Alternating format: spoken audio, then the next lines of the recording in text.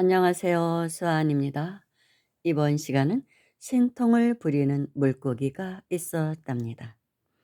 이 이야기는 오래전에 세상에 이런 일이라는 TV 프로그램 있죠. 거기에서 소개되었던 이야기입니다. 한 농부가 어느 날 저수지에 물을 빼고 보니 바닥에 큰 가물치 한 마리가 있더라는 것입니다. 농부는 이게 웬 횡재인가 싶었겠죠. 그래서 신이 난 농부는 이 가물치를 잡아서 집으로 가져옵니다. 그런데 얼마나 이 가물치가 큰지 초등학생 키만 하더래요. 가져와서 욕조에 넣어두었는데 구겨서 집어 넣어야 할 정도로 컸다고 합니다. 몇백 년 묵은 가물치였나 봅니다. 농부는 건강원에 가서 다려 먹을 생각으로 동네 친구를 데려옵니다. 자랑도 하고 이제 또 같이 들고 갈 그런 생각으로. 그런데 이게 웬일입니까? 욕조에 있어야 할 가물치가 어딘가로 사라지고 없더라는 것입니다. 아무리 집안 구석구석 동네 찾아보아도 가물치는 보이지 않았다고 합니다. 누군가 훔쳐갔나 보다며 포기하고 집으로 돌아와 그래도 아쉬운 마음에 다시 목욕탕 문을 열어보니 없어졌던 가물치가 욕조에 그대로 있더라는 것입니다. 참 섬뜩하죠. 소름 끼치는 일이죠. 그래서 친구와 농부는 너무 놀라고 이 섬뜩한 기분마저 들어서 아무래도 이렇게 신통을 부리는 물고기라면 그냥 놓아주는 게 좋을 것 같네. 이런 이야기를 하고 이렇게 요망한 물고기를 잡아먹었다가는 집안에 화가 미칠 것이라는 그런 생각이 든 것입니다. 그래서 농부와 친구는 가물치를 망태기에 넣어서 저수지로 가서 풀어줍니다. 그때는 이제 물을 뺐던 저수지에 다시 이제 물이 차오르기 시작했겠죠. 그러니까 저수지로 가서 풀어주었다고 합니다. 물고기는 몇 번이고 그들을 되돌아보며 물속으로 깊이 들어갔다고 합니다. 이 이야기를 들은 어느 큰 스님이 말씀하셨습니다. 이미 신통조화를 부리는 물고기라면 오랜 세월 수행을 한 물고기라고 볼 수밖에 없다. 아마도 그 물고기가 수명이 다한 것 같으며 다음 생엔 육지 동물로 태어나고 싶어서 땅 위의 세상을 구경나 본 것 같다. 명이 닿으면 육지 동물로 태어날 것이다.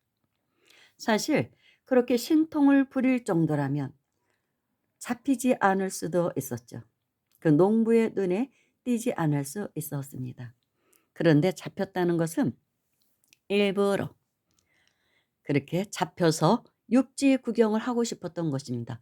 육지 나들이를 나왔던 것이죠. 다음 생에는 내가 육지의 동물로 태어나야겠다. 그런 생각을 했다는 것입니다. 이 스님께서도 대단한 신통을 가지신 분이셨는데 이 스님께서는 가끔씩 많은 생명체 속으로 들어가 보신다고 합니다.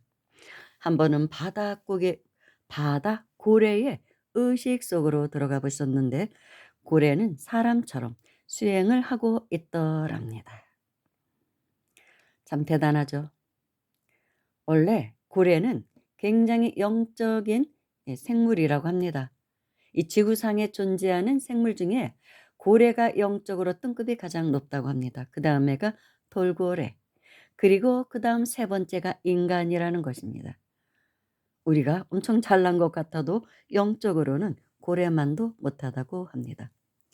고래는 외계에서 온 아주 수승한 존재라고 하죠.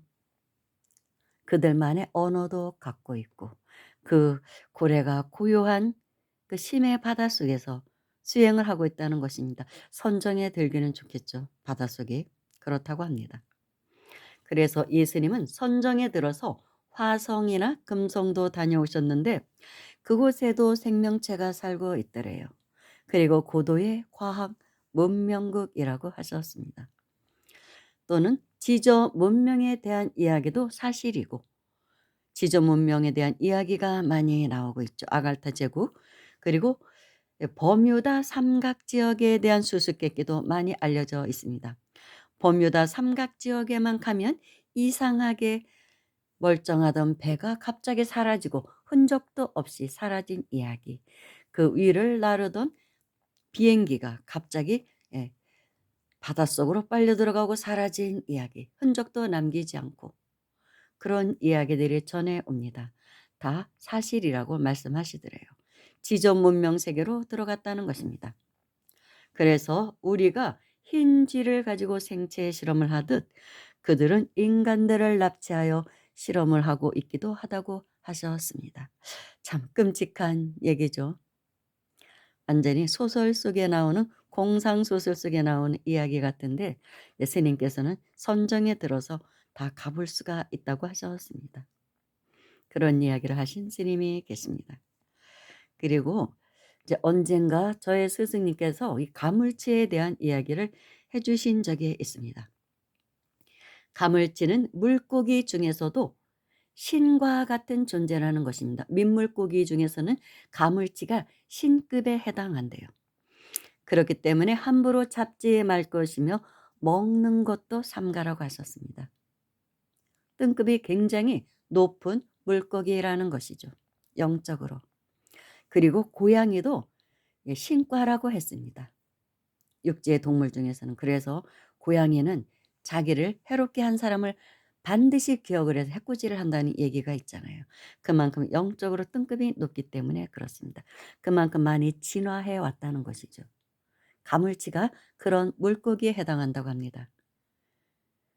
근데 가물치는 생김새도 좀 구렁이 같이 생겼다고 하나 좀 그래요. 좀 징그러워요, 가물치는. 그런데 가물치가 산모들에게 굉장히 좋다고 합니다. 산모들에게 산후조리에 좋은 게 가물치라 그래서 산모들이 사다가 이렇게 좀 끓여 먹고 하거든요. 근데 좀 이런 이야기 들으면 좀 찝찝하죠. 아무튼 뭐 가물치가 그렇다고 합니다. 신적인 존재다. 그래서 이 신통을 부렸다는 가물치가 인간 몸을 받았다면 그 녀석이 바로 인비인이다라고 하셨습니다. 사람이지만 사람 아닌 존재를 저희 스승께서는 인비인이라고 말씀하셨습니다. 주로 전생에 신적 존재였다가 인간몸 받은 사람들을 인비인이라고 하셨습니다. 사람이나 사람이 아닌 사람 그런 존재들 당신만의 해법이죠. 아무튼 신과들이 있다는 거예요. 그러니까 도를 닦다 보면 이런 도인들을 경물치지를 하게 됩니다. 그래서 그런 이치를 누가 가르쳐 줘서 아는 게 아니고 그렇게 깨닫게 된다고 하십니다. 제가 전에 천년을 수행한 전복이라는 방송도 했었습니다. 전복도 천년을 수행해서 인간몸 받아오고 극락왕생한 이야기, 실제로 있었던 이야기. 그리고 자신을 낳아서 키워준 부모를 포항제일의 갑부가 되게 해줬던 이야기.